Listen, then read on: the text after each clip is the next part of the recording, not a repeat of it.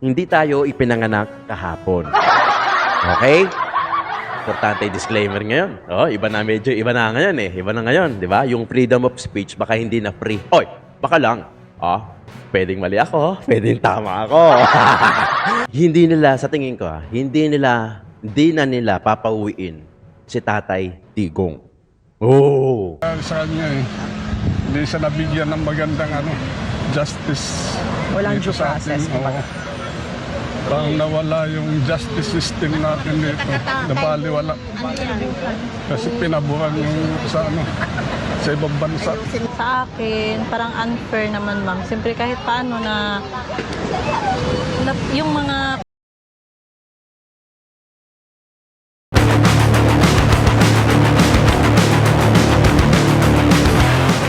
Alright, good morning mga kayon and welcome back pa rin syempre dito lang sa Joe Malone TV para sa programa natin na Issue ng Bayan. Ating pag-usapan today is March 25, araw na Martes dito sa Pilipinas. Kaya naman magandang umaga, hapon o gabi sa inyong lahat. Hoy, shoutout muna natin lahat. Mega nag-love shoutout sa lahat ng mga viewers natin, OFW, pati na rin dito sa lokal sa Pilipinas. Maraming salamat po sa pagtangkilik panonood dito sa Joe Malone TV para sa programa natin na Issue ng Bayan. At mabuhay po kayo. God bless po sa inyo. Maraming salamat sa pagtutok nyo sa akin. Attendance check po muna tayo dyan kung saan kayo naroroon na lupalop, nanonood, nagkikinig. Pakicomment naman dyan sa baba kung ano yung exact location ninyo. O, eto na. Pag-usapan natin, syempre, Duterte pa rin, syempre. Wala naman tayong ibang pag-uusapan dito, kundi Duterte National, pati na rin sa lokal, sa Kamaynilan, sa Caloocan. Pero bago yan, shoutout muna natin itong sila Florina, Humos, Queen O, Rose Enriquez, Mary Jane Tabuada, Dina Majos, Bongo, Lorna, Danny Ubaldo, Lito Javier, Manix Sanco, Franklin Forog, and JU Production para sa ating mga members dito sa Joe Malone TV. Kaya kung gusto nyo magpa-member, meron naman tayong join membership button dyan. Pakiclick na lang para doon sa mga gusto mag-share ng mga blessing nila. Meron din naman tayong GCash dyan para sa may mga gusto lang na mag-share ng blessing, di ba? Kung hindi naman okay na sa akin yung subscribe, like, and share, paki-double check na rin kung nakasubscribe kayo. Kung hindi naman, pakiclick yung subscribe. At sa tabi ng subscribe icon, merong bell button. Pakiclick na rin, tapos i-click sa all. Importante yan, ha? Huwag na rin kayo mag-skip ng ads. Yun lang, magandang at maayos na suporta na yun para sa mga katulad namin na mga political vlogger. Pinag-uusapan natin yung mga issue ngayon. Okay? Maganda itong pag-uusapan natin, promise. Okay? Ito, analogy ko lang at akin lang laman. Disclaimer. Importante ngayon yung disclaimer, no? I may be right, I may be wrong. Kung mali ako, pasensya na. Kung tama ako, di may tama ako, di ba? Hindi, kasi opinion lang naman natin to. Tayo naman ay nagbibigay lang ng reaction sa mga videos na pinapakita natin sa inyo at doon sa mga nangyayari, issue, particular sa ating gobyerno. Ulitin ko, opinion ko to. Pwedeng mali ako, pwede rin tama, di ba? Pero syempre, gaya na lagi ko sinasabi, hindi tayo ipinanganak kahapon. Okay? Importante disclaimer ngayon. Medyo iba na ngayon eh. Iba na ngayon, di ba? Yung freedom of speech baka hindi na free. Oy, baka lang. Pwedeng mali ako, pwedeng tama ako. Okay, hindi, ito analogy ko lang. Ewan ko kung yung mga viewers natin, ewan ko kung ganito rin yung naiisip ninyo. Kung hindi nyo pa, I'm sure hindi lang ako nakaisip nito. Siyempre, marami na nakaisip nito. Baka huli pa ako eh. Okay, ganito yan. Yung March 11, alam na natin na kinuha si Tatay Digong. Blang. Sabi, una, nung May 11, nung March 11, wala pa nakakaintindi. Di ba? Magulo pa sa atin kung bakit kinuha, kung anong kaso. Wala nga yung Interpol, ICC, yung mga ganyan. Habang tumatagal, naiintindihan natin dahil sa mga consolidated videos na nakuha natin, doon sa mga information na nakuha natin sa iba, napanood natin sa iba, narinig at nabalitaan natin, na pagdudugtong na natin yung hundreds of pieces para makapag-create ng isang malaking picture at mauunawaan natin at magkakaroon tayo ng idea. Uy! Mukha pala ito, bagay pala ito, di ba? Kasi di ba, hundreds of pieces of ang mga puzzle pieces So pagduduktong natin. Ganito yan. Okay. Ito, analogy ko lang naman. Reaction ko, opinion ko, pwedeng mali, pwedeng tama. Pero baka kayo, ngayon din, ganun din ang naiisip nyo. Ganito yan. Handa ka na ba? Ganito yan, okay. Analogy lang natin. Medyo ano naman minsan nakakatulog sa gabi, likot-likot ng isip natin. Baka ganito. Baka ganito. Hindi nila, ready ka na? Ready ka na? Maganda kasi ito eh. Hindi nila, sa tingin ko hindi na nila papauwiin si Tatay Digong. Oh! Baka sabihin nyo, bakit? Bakit? Analogy ko lang naman. Bakit? Bakit kamo? Kasi ang daming pwede. Ang daming pwedeng isipin. Okay? Ang daming pwedeng isipin, ang daming pwedeng mangyari, at ang daming pwedeng dapat i-consider. Alright, ganito. Bakit mo nasabi, Joe Malone TV, na ayaw na nilang pauwiin si Tatay Digong? Unang-una, seguridad. Okay, seguridad. Pwedeng mangyari kay Tatay Digong, the history repeat itself, kung ano yung nangyari kay Ninoy Aquino. Bakit naman, Jom? Bakit naman totodasin si Tatay Digong? Uy! Napalipad nga nila ron. Ay, hindi pala. Pwede nga napalipad nga nila. Di ba? Pwede namang, analogy ko lang naman. Pwedeng mali ako, pwedeng tama ako. Kung mali ako, pasensya na. Di ba? O, nasa sa inyo naman kung kanino kayo maniniwala. Kasi hindi naman, may mga viewers ko, may mga kanyang-kanyang may mga kanyang nasa tamang pag-iisip to, hindi tulad ng iba doon. Kasi sinasabi kasi ni BP Inday Sara na baka maging Ninoy Aquino Jr. ka. Di ba niya, sabi niya kay Tatay Digong, kung pipilitin mong umuwi. Ang sabi ni Tatay Digong, kung yan ang kapalaran ko, so be it. Parang si Anton Igo lang, tatandaan niya, so big, surprise me. Di ba? Pwede, di ba? Pwede mangyari sa kanya yung Ninoy Aquino Jr. Okay? Pwede. So, number 1, security. Pangalawa siguro sa nakikita ko, pumabor na sa kanila, sa Duterte, ang tadhana. Yun kasi, yun. Diba? Pumabor na sa kanila. Bakit ko nasabing pumabor, Joe Malone TV? Ang layo ng tatay. Okay, unang-una, pumabor sa kanila dahil, kasi akala kasi na nasa kabila, they have all, they won the fight, di ba? Akala nila nakakuha nila na yung victory. Well, in fact, mas lalo pa lang nilagay sa alanganin yung kanilang mga senatorial aspirant. Bakit kamo? Mas lalong pumutok etong PDP laban. Mas lalong lumabas yung mga natutulog, yung mga natutulog, nagising na. Yung mga nananahimik na ayaw munang mangialam, yung mga ayaw mangialam, nangialam na tuloy. Di ba? Yung mga kamusliman natin na naka-chill lang, medyo naka-ready na. According to sa mga base to sa mga ini-interview natin, base to sa mga napapanood natin, di ba? Doon lang ako bumabase. Kasi kaya napaduduk-tunduk natin, nire-relay ko sa inyo, di ba? Anong sabi? Yung mga Muslim, chill lang muna, pero naka-ready na yan, di ba? Yung mga tutulog-tulog, ayaw mangialam sa gobyerno, nagising. Yung mga OFW na nagtatrabaho, di ba? Nagtatrabaho sa ibang bansa.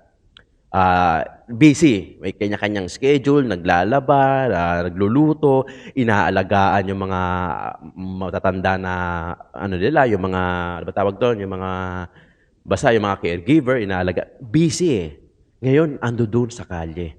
Ando doon sa Netherlands. Ando doon, nakikipagsigawan, Duterte. Pumabor ang tadhana. Kung iuwi man nila si Duterte, si Tatay Digong, I don't think ngayon yung tamang panahon. No. Hihintahin nila muna matapos yung eleksyon. That's number 1. Titignan nila kung sino manalo. O hihintahin nilang makaupo si BP Inday Sara bilang presidente sa 2028. Jom, baka sabihin niya kasi, Jom, ang tagal pa nun 2028 pa yun, 3 years yun from now. Pwede naman, bakit hindi? Diba? 3 taon lang naman yung idadagdag ni Tatay Digong sa kanyang edad. Kung 80 siya ngayon, 83. Di ba? Nagigets nyo? Mas lalong lumakas yung senatorial aspirant, yung ni Tatay Digong, yung PDP laban. Di ba? Anong sabi ko? 16, yung sa impeachment trial, 16 yung pwedeng, yung 16 na votes para ma-convict si BP Inday Sara. Pagka na-convict siya, matatanggal siya sa pagka-Vice President at hindi siya makakatakbo sa 2028. O ilan yung kailangan natin? Para hindi mabuo yung 16 na boboto, siyam. Okay? Kasi 16 plus 9, 25. Sobra na kasi 24 lang ni senators eh, di ba? Nagigets niya na. So pag nanalo ang buong PDP laban, malaki ang chance, possible, na hindi makukonvict si VP Inday Sara. Remember, nakaupo si Robin Padilla. And we all know na si Robin Padilla, kaalyado ni Tatay Digong. O may isa na tayo, sure vote 1. Okay? Sure vote, dito mo na. Sure vote 1. So ilan na lang kailangan natin? 8. O kayo na ang bahala rito sa PDP laban. Pero mas maganda lahat. Okay? Lahat, oy! Baka sabihin ng bakit pinipilit mo silang iboto? Ulitin natin, ha? Kayo ang masusunod, hindi ako. I may be right, I may be wrong. Kailangan may, ba't gunshot yun? Kailangan mo yan Kailangan lahat ng sasabihin mo, may disclaimer Kasi, di ba, alam niya na, di ba? Yun. Jom, paano naman yung health ni Tatay Digong? Siyempre, madedepress siya, malulungkot siya. Ito lang yan. Kung Netherlands, yung detention, kumpara naman dito sa atin, sa Pilipinas, kanino mas maganda? Di ba doon? Kaya isipin lang natin, ang kalaban lang ni Tatay Digong doon, yung kalungkutan kasi hindi niya kasama yung mga anak niya. Okay, malalaki na ang anak ni Tatay Digong. Lahat yan, may kanya-kanyang sariling pamilya na, at I'm sure na hindi na, medyo less intindihin na yung mga anak. Kung sila Pulong lang, sila BP Inday, saka sila Paulo lang ang iintindihin. Hindi na siguro masyadong iintindihin yan kasi may kanya-kanyang pamilya na yan. Pero hindi ko sinasabi na wala nang pakialam si Tatay Digong sa Pilipinas. No. Imposible yan kay Tatay Digong. Saka yung kay si Kitty Duterte, meron pa. Baka yun ang gusto niyang pagtuunan ng pansin si Kitty Duterte saka yung mga kababayan niya sa Davao at pati na rin tayo. Kaya gusto niyang umuwi. Pero kung mapapahamak naman si Tatay Digong dito sa Pilipinas, I think, and I'm sure agree din naman kayo, na mas okay kung dun na lang muna siya. Tama, mali? Di ba? Tama. Okay. Oy! I may be right, I may be wrong. Hindi. Nagigets niyo? Napaganda. Akala nila, nagtagumpay sila. Akala nila, napalipat na-transfer natin. We have the victory. Pero ang hindi nila alam, napasama. Kita nyo kung gaano kadami yung lumabas. Kita nyo kung gaano kadami yung handang pumunta sa kalye makipagsigawan. Ulitin natin, kung masamang tao ang isang tao, ni isa walang lalabas at pagsisigawan ka, ipagtatanggol ka, lalabas sa kalsada, pagsisigawan ng apelido mo. No. Kung masamang tao ka, ni isa walang lalabas sa'yo. Di ba? Meron naman siguro, pero pag bumumurahin ka.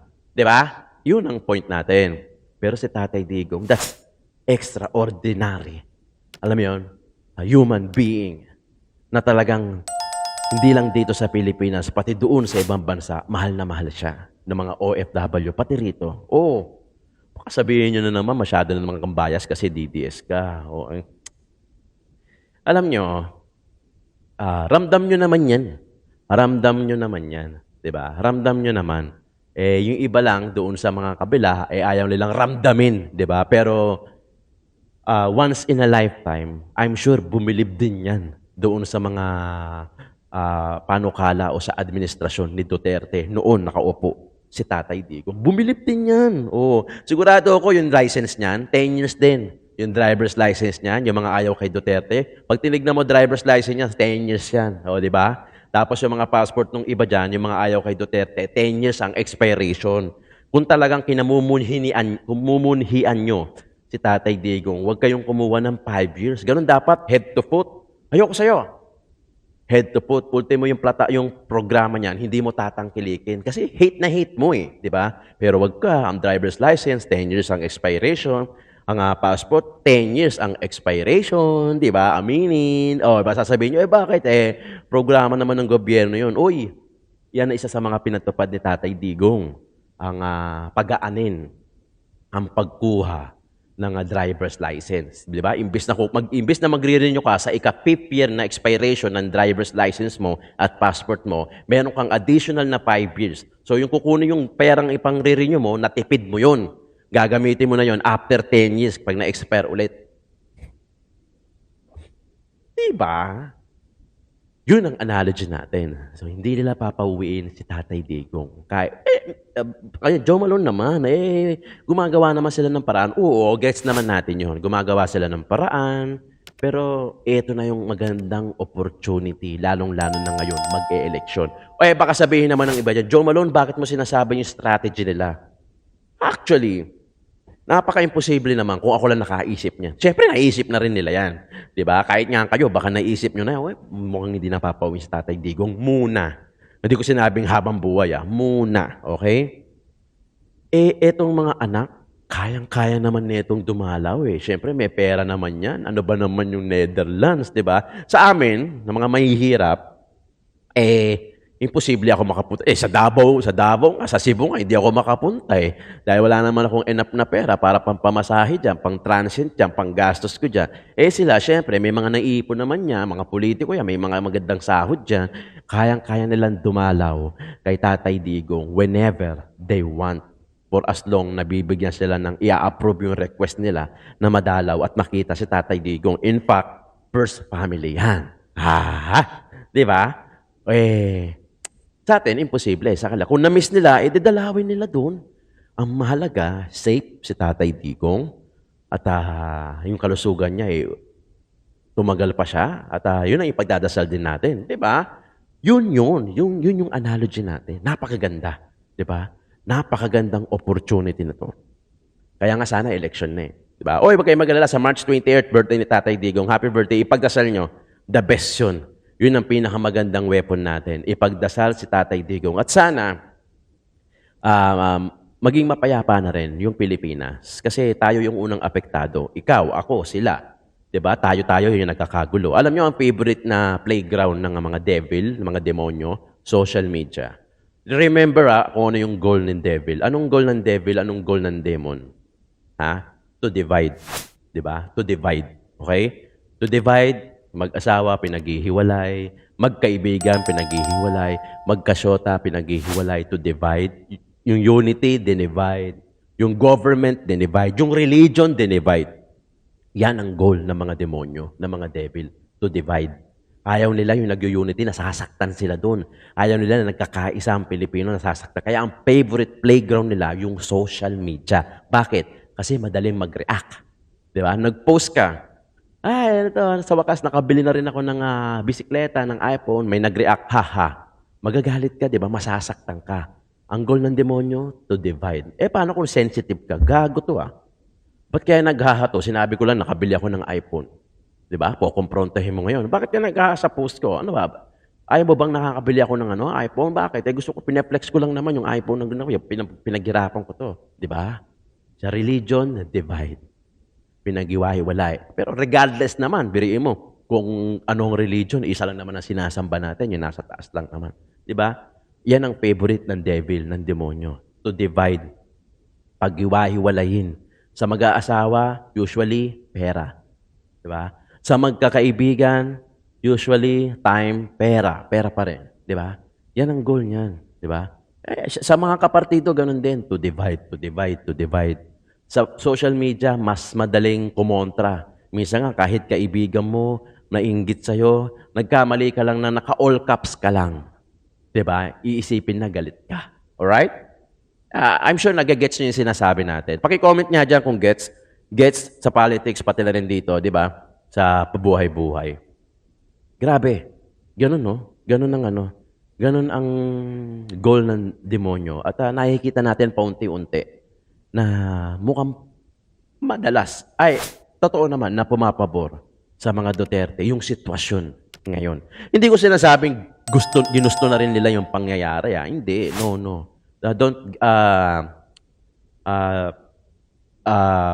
Huwag niyong isipin na mali ako o na pinaunahan natin yan. No. Ang sinasabi ko lang dito, pumabor sa kanila yung mga pangyayari. Hindi naman nila ikinakatuwa yan. Siyempre, hindi naman, kahit sino naman, di ba? Kuhain sa'yo yung tatay mo, dalhin sa malayo. Siyempre, wala namang matutuwa. Di ba? Wala namang matutuwa. Huwag niyo isipin na ganun ang gusto kong palabasin. No. Na-analyze ko lang na pumabor sa kanila yung sitwasyon. And they will, for me, they will grab that kind of precious opportunity. Di ba? Nandiyan na, napakaganda na. Di ba? So, hihintayin na lang natin ngayon yung election. Alright? Panoorin natin to. Grabe, 20 minutes. Panoorin na natin Hindi to. malilimutan ng mga Pilipino ang naging mahalagang papel ni dating Pangulong Rodrigo Duterte upang maisaayos ang Boracay Island, ang isa sa pinakasikat at pinupuntahang tourist spot sa bansa. Narito ang balita.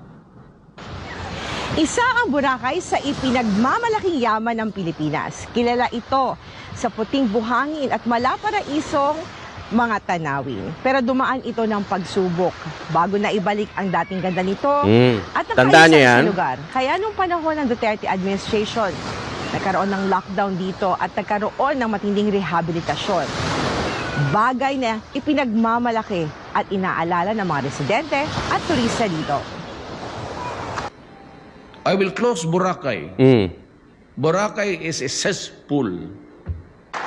Boracay Island, widely regarded as one of our country's treasures and admired worldwide for its natural beauty, has sadly become the representation of governance and government's negligence, including mine. I could not allow this decay to continue. Decisive action has long been overdue, recognizing that we are mere stewards of our natural resources. And I said, enough is enough. Kaya naman mula sa mga residente hanggang sa mga turistang Tanda ko to. bumibisita sa Boracay, hindi malilimutan ang legasiyang ito ng dating Pangulong Rodrigo Duterte. Gaya ni Charlene Ortega, isang residente ng Boracay na nakita ang magandang nagawa ng Duterte administration sa kanilang lugar. Okay, walang krimen na nangyayari. Tapos, kumbaga, peaceful. Kahit maglakad ka sa gabi, walang mga hindi ka natatakot kasi wala na yung mga adik. Pero at the time ngayon, iba na. Bakit? Nakakatakot, parang magulo. Tapos nagkaroon ng mga krimen dito sa Boracay na unexpected. Tulad ng anong crime? Yung latest na nangyari, yung may nirape na Matatanda ang isang Slovakian national ang pinatay at ni-rape sa Boracay nitong ilang linggo lang nakakaraan. Para naman kay Michael Yanggong, first Parang di time lumabas tourist yun, ng Boracay mula Rizal Province. Pinuri niyang epekto ng panunungkulan ni dating Pangulong Duterte sa bansa, kung saan mas naging disiplinado ang mga Pilipino. Maganda kasi noon yung sa kanya pa. Ang mga disiplinado, mga kabataan, walang masyadong mga sa kalsada ba. Compare ngayon, talamak yung mga sa lansangan. Talamak daw. Mga bata pang maliliit, magdamag nasa lansangan. Dati walang ganun. Baka nakaano tayo, Kasi na sila sa parang disiplinado ba? Kasi disiplina ng mga tao. Hindi naman malilimutan ni Mang Rudy Tuazon, isang vendor at mahigit 3 dekada nang nanirahan sa Boracay Island na Tubong Laguna. Ang oportunidad na ibinigay sa kanilang mga residente noong panahong pansamantalang ipinasara muna ito, panahon ng rehabilitasyon. Tungkol sa Boracay, siya lang mismo ang sarado ng Boracay bilang rehabilitation, na-rehab ang Boracay. Pinalinis niya ang buong Boracay. Binigyan niya kami ng trabaho dito. Na bilang trabaho namin dito, Iba rin, iba talaga, no? linisin ang buong Boracay. Halos lahat buong Boracay. Dito, beach, karsada, bundok, ganyan. Kaya naman hindi rin maitago ng mga residente ang pagkadismaya sa iligal na paraan ng pag-aresto kay dating Pangulong Rodrigo Duterte na isinuko ng gobyernong Marcos Jr. sa kamay ng mga dayuhan, ang International Criminal Court. Parang unfair yung nangyari sa kanya eh. Hindi siya nabigyan ng magandang justice. Walang dito due sa process, atin. Oo. Parang nawala yung justice system natin dito. Nabaliwala. Kasi pinabuhan yung sa ibang bansa. Sa akin, parang unfair naman, ma'am. Siyempre kahit paano na yung mga, kumbaga yung mga tao na sinasabi nila na pinapapatay, yung mga dahil sa human rights, yung ganun, kaya siya nakulong. Sa akin naman, ma'am, okay naman po kasi kumbaga yung mga taong na ginanon po is malaki naman, napatunayan naman na may mga kasalanan sa gobyerno o sa lipunan. Ako, pabor ako doon nung time ni President Duterte. Yes. Para sa Diyos at Pilipinas kumahal, sa si Hannah Jane Sancho, SMNA News, Boracay Island. Grabe, di ba? Natandang-tanda ko to, sinara ni Tatay Digong for how many months entong Boracay dahil yung mga una dito, kung di ako nagkakamali, nilulumot kasi noon yung Boracay, madumi na, at kung ano na ng mga nababalitaan natin, hanggang sa pinasara nga ni Tatay Digong at ni-rehabilitate, natanggal. At nung after noon, unang marami pang dumuda eh. Marami pa nagduda rito. Marami nagduda, marami nag-question bakit isasara, mapuputol yung tourist spot. Kasi ilang buwan din eh. Pero putya nung binuksan, tinan mo naman kung gaano kagrabe, di ba? Ang daming natuwa. Finally, naintindihan nila, naunawaan nila kung ano yung gustong ihatid ni Tatay Digong. Ngayon, nalinis. O, di ba? Ngayon, parang may nakikita ako, parang, ewan ko kung bago lang yon, parang may mga lumot ulit eh. Hindi ko alam kung bago, ha? I may be right, I may be wrong. Buhay ito. Di ba? Hindi, ito, ulitin ko, puking reaction lang to, ha? Opinion ko to, channel ko naman to, matatalino naman yung mga viewers ko, alam naman nila kung sino papaniwalaan nila, hindi naman pinanganak kahapon yan. Nag-disclaimer kasi ako, mamaya, alam mo na, maganda yung sinasabi ni Attorney Vic. Sa mamaya, i-discuss na natin kasi ilang minuto na i-discuss natin yung sinasabi ni Attorney Vic na tutulungan niyang yung sa libel case na sinasampa kasi ay libel case ang topic in short ni Attorney Vic Rodriguez sa live niya kahapon. So magkakaroon tayo ng pahapyaw na discussion diyan mamaya. Pero totoo, Tatay Digong, I'm sure naman sa isang buhay na itong mga to, yung mga na nagva-vlog kay Tatay Digong, o kaya kahit hindi nagva-vlog, kung sino man yung nagbibigay ng negative na against kay Tatay Digong, I'm sure naman for once in your lifetime, nasabi mo, o naramdaman nyo na kahit paano safe ang Pilipinas nung panahon ni Tatay Digong, nung nakaupo siya. Di ba? Huwag tayo magpaka-plastic. Di ba? Alam natin yan. Alam natin kung gaano bago pa maipatupad yung war on drugs na yan, alam natin kung gaano katalamak ang draw. Putya naman, ang daming balita dyan. Puta, baka hanapan pa ako ng attachment dyan. Baka hanapan ako ng attachment dyan. Manood na lang kayo. Pwede naman nating i-research dyan kung gaano kadami yung mga drugs noon. Yung war on drugs, hindi naman perfect yan. I'm sure, di ba? Kayo din. Pero at least kahit pa paano, nakita natin, nalaman natin, naramdaman natin yung pagbabago. Yung pinaigting na mandato sa lahat ng mga gumagamit, sa pusher, sa mga user. Naramdaman natin, di ba? Gumanda ang Pilipinas kahit papano. Sige nga, sino ba bang may mga magagandang nangyari sa mga presidente natin ng Pilipinas nung sila'y nakaupo? Di ba? Yung iba, lumala. Yung iba, unti lang yung ginanda. Ang trabaho din naman. Huwag naman sabihin na hindi sila nagtrabaho. Sige na, nagtrabaho na kayo, mga bala. Di ba? Pero si Tatay Digong talaga nakapagpabago.